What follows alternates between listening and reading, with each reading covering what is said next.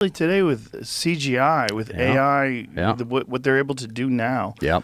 You know, Tyler Perry was building an $800 million studio, and he stopped production on it when he saw Sora, which is the new AI program that really quickly can render spectacular scenes. Okay. Have you seen it? Have you heard about it?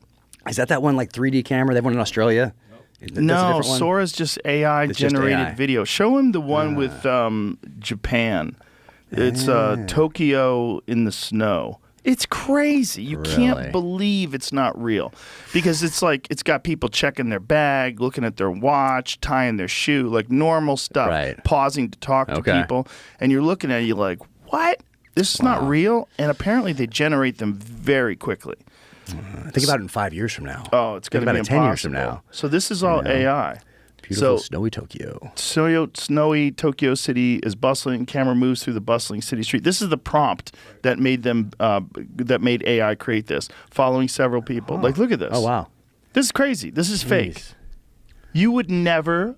You would think, oh, someone got a camera, and they're filming all these story of a robot's life in cyberpunk settings. I mean, these videos that they can make now are incredible. And again, this is OpenAI's text-to-video model. That's crazy. Sora. And is that the one that Ashton Kutcher was talking about? I don't know. I don't know if Ashton Kutcher was talking about it. He was in the news yesterday, something about AI and something about Hollywood with doing this stuff. But they're fucked. Killer. Everyone's fucked. Actors are fucked. Everyone's fucked. I need to read the after the strike last year, because there was an actor strike also, as you know, and then the writer strike as well. So I don't know, and AI was a big part of that, but I don't know. It was. Yeah. Where did it end up? Do you know where it ended up? I don't know, but they don't have much to negotiate with, unfortunately. There's an inevitability with this kind of technology. It's like, would you write books with a feather? No. Would you write all the books with a feather? No. So, like, if I wanted to buy a book from you, I'd have to commission you, and you would have to write out this new book, Red Sky Morning. You'd have to write this out in a feather for every customer. Fuck that. You would never do that, right? Well, that's the thing with AI. Like, instead of having people act out movies and having, like, real scenes and everybody's on set at 6 a.m., and that's the thing of the past. Oh, man. I really think it's a thing of the past. What they can do now. This one got announced today. What is this on one? Twitter. It's called Gen 3 Alpha, I think. I don't know. See, there's a bunch of these different competing AI programs as well. It's not just the OpenAI Sora. There's a bunch of them. Microsoft has one. I mean, and then these graphic engines, the Unreal Engine 5 is fucking insane. That's crazy. They have these graphic models now for video games, and Unreal, that's what it's called, right? Unreal Engine 5? Yep.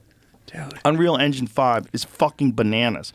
So this is for video games. Yeah. So video games now look almost indistinguishable from a movie. There's this tiny hint of what they call the uncanny valley, where you can kind of tell that it's not real, especially when you're looking at, like, human faces. Yeah. But Jamie will show you. Like, this.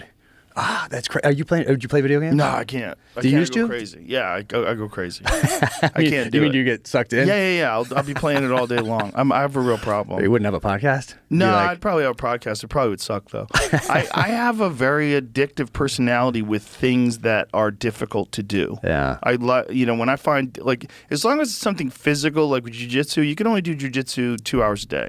Yeah. At the most. Maybe a little bit more. After that, your body just breaks down. Yeah. And you can only play pool so many hours a day. But you can play video games all fucking day. Oh, man. You could and they jazz you up so much. There's such an adrenaline rush that you're so locked into it. Dang. And then when I shut them off, I always feel like shit. So this is Unreal Engine 5.4. I guess this is the newest version of it. What?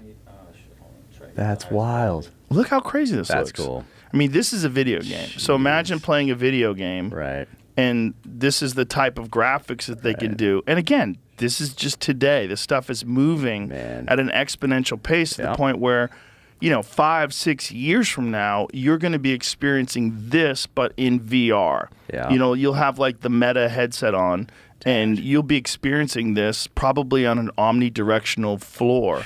They have these omnidirectional... Google that, Jamie. The new omnidirectional floor. Disney's got the best one.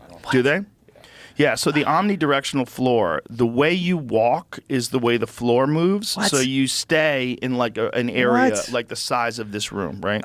So you stand in the center, and everywhere you walk, the floor walks with you. So That's you are crazy. actually walking, but you're not moving anymore. Oh, I don't know. Are you gonna get one? Oh, yeah, for sure. Oh man. Like, look at this. What? Yeah, this is bonkers. No, I can't. No. So everywhere you go, so you can't do can. it. That's actually a lot smaller than this room. I was incorrect. That's really Dang. small. That's like the size of this table almost. Yeah. And so you get on this thing, and the game will take you down corridors and alleys, and you go cross fields, and you'll be able to do that. And I'm sure eventually what they'll be able to do is have different terrain. Like you'll have like a textured terrain, or maybe even elevation. You'll be able to go up like a treadmill. So you can get a workout in? Yeah. Oh, yeah. You definitely can. I mean, I remember when Dance Dance Revolution came, or Evolution or Revolution. Revolution. I think I missed that Dance one. Dance Revolution is this game these kids started playing in an arcade, and everybody started losing weight. Because because it's a dance game where the floor lights up like blue. You're supposed to step on blue, and then there's like different things that you're supposed to do, and there's a pattern on the screen that you're supposed to follow, and you get a score based on how well you keep up with the steps. All right. So all these people were like playing a video game, but they're burning insane amount of calories. People are losing like 50, 60 pounds playing this game, which I support. Yeah. Like if there's a game that can make you healthy, fuck yeah, that's awesome. Yeah. Then you get tired, maybe you sit down on the couch and go to the other one where you just sit there, and then who's creating this, I don't know, who's moving the country forward, who's making, Oh, I well, don't know. that's a real problem, obviously. Yeah. Well, also, they just announced that the former chief of NSA is going to the board of OpenAI, which has freaked a bunch of people out, including Edward Snowden. Does that freak you out, Jamie? Yeah, it's a big smile on Jamie's face. Well, I would imagine they would want to get involved in something like that. I mean, I don't know why they wouldn't. I mean, I could put on my conspiracy tinfoil hat thing and say, oh my God, what are they trying to do to us? But Edward Snowden eviscerates OpenAI's decision to put former NSA director on its board. This is a willful, calculated betrayal of the rights of every person on Earth. Obviously, he has a beef with the NSA. Yeah, but if you were let's imagine the National Security Agency is an important thing for this country to have. If you're having these fucking eggheads that are developing the next super being, which is essentially what they're doing. They're going to develop, whether it exists in a physical form, it only exists on a computer, it's going to be far smarter than us within a matter of a few years. And so just for national security concerns, you probably would have to have someone go and be there and go, hey, what the fuck are you guys doing? And report back from the inside. Like you'd have to, wouldn't you kind of have to have it from the, I mean, just to know what they're doing. You can't give them the power. These unelected people, you're going to give them the power to give birth to a god? I mean, that's why I want to get rid of this phone. It's inevitable. I know. Jack, it's that's not the going to whole help you. thing. It's That's not the gonna whole help thing. you. We're down this path, just like you said. I mean, we're the technology has increasing at an exponential rate, and so what we think is about 20 years off is probably going to be here essentially tomorrow. It's going to be very, very quick. Apparently, what we're at now is Chat GPT 4.0 or 4.0, and the next Chat GPT 5 is going to be exponentially more powerful, and that's in the pipeline. Well, it's the manipulation part that we're already just with social media. You can take it back 10 years. I mean, Twitter, X is similar to when it started essentially, and you're getting manipulated constantly. And it's not just to buy a new detergent like back in the 80s watching a commercial like that. I mean, your thoughts and behaviors are being manipulated by these algorithms and whoever is writing these algorithms. That's a lot of, and so imagine with AI that just went, and the latest update, didn't our phones just get some sort of crazy AI thing in there? The iPhones do. Yeah. Yeah, and I have an Android. I have this Samsung Galaxy that I'm switching over to. Really? And this one does a lot of AI things. Like it translates conversations in real time. It'll summarize websites for you. So if there's a website, like James Webb Telescope found some new galaxy, I'm like, I don't have time for this fucking gigantic article. So give me the summary. And it gives you the summary. It'll summarize it. Oh, man. It's been accurate? Oh, yeah. it's really good. And it does a lot of wild shit. Like you could circle a picture, like if you see Jamie sneakers, like, oh, those are pretty fresh. You circle it, it'll just send it right to Google, and it shows you where you could buy them instantly. Really? It tells you what it is. The objects, show like French press. Oh, what's that? What is that thing? What do they call it? French press. It'll, like, just from circling, I could take a photo of that, make a circle around it. Here, I'll show you right now. It's pretty crazy. That it's is like, wild. Well, maybe I should feel, instead of trying to stay away from it, maybe I should embrace it and put the book in it. People can circle it and do whatever they do. I think you're always going to want fiction. I think people are always going to want fiction, and they're also always going to want to have things that someone has created. Yeah. I think that's a part of what people enjoy. Yeah. So look. Like this, like the artwork on the walls here that is done by a real person. See, like I just took a photo of the French press, and there circled it is. What? And it's giving me links to how to buy a French press. Man. It's crazy. Dude. This is complete next level.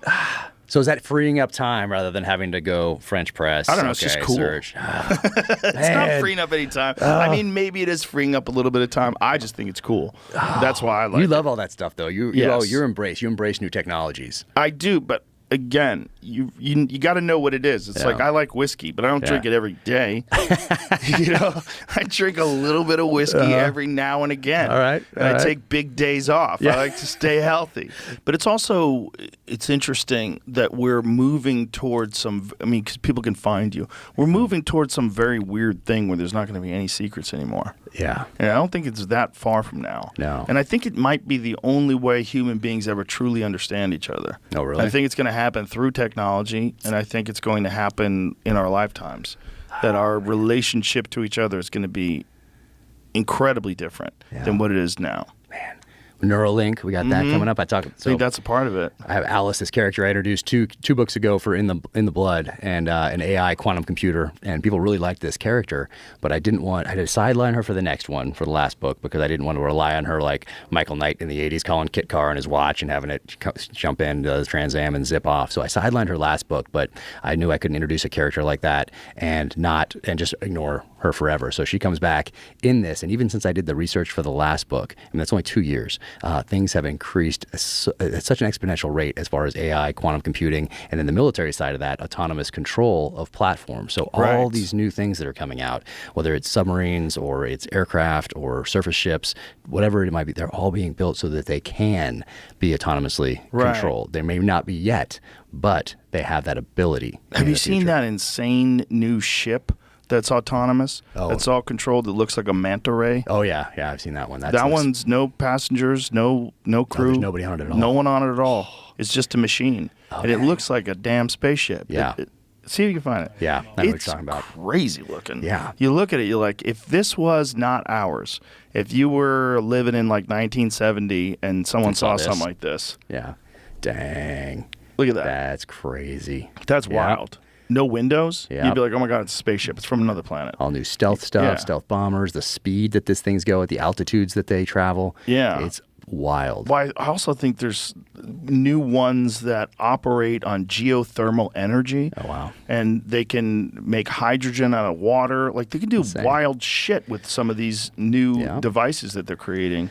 And this is the future. This is the future right here. So that's what I'm exploring in this thing. It's like, what happens if you turn over autonomous control or have one of these things just take control? Right. That is a real problem. That's a real problem that people are terrified of when it comes to weapon systems. And if you're doing it, what is China doing? So if we're doing it, and China's doing it, and you have to get inside your enemy's decision-making process, and they're making decisions so fast using AI to make. I mean, you can have missiles raining down on the West Coast before our generals and elected leaders, or like I hate calling them leaders, elected representatives, because they don't seem like leaders to me. Elected representatives, because they're supposed to represent us before they're even out of bed. Yeah. And not only that, but these supersonic ones can change direction, so you can't even picture where they're going. Hypersonic ones, hypersonic missiles, passive targeting. So you have all of these things. So I got to explore all that in the past. That's probably why this book took so long, is because I was doing that research, and it's just new things coming to light every single day. And then people you're talking to in that space giving you little hints about what's really out there. And then you talk to somebody else who gives you another little hint, and you get to put this mosaic together like a reporter might. And I think what I describe in the book, I think we're way past it. we're already way past it as far as quantum computing, AI, and what the ability of those platforms, what they have, what they can do. Yeah, I think so too. Oof. I think what we know is probably really the tip of the iceberg, and I think they're probably far more advanced than we think they are.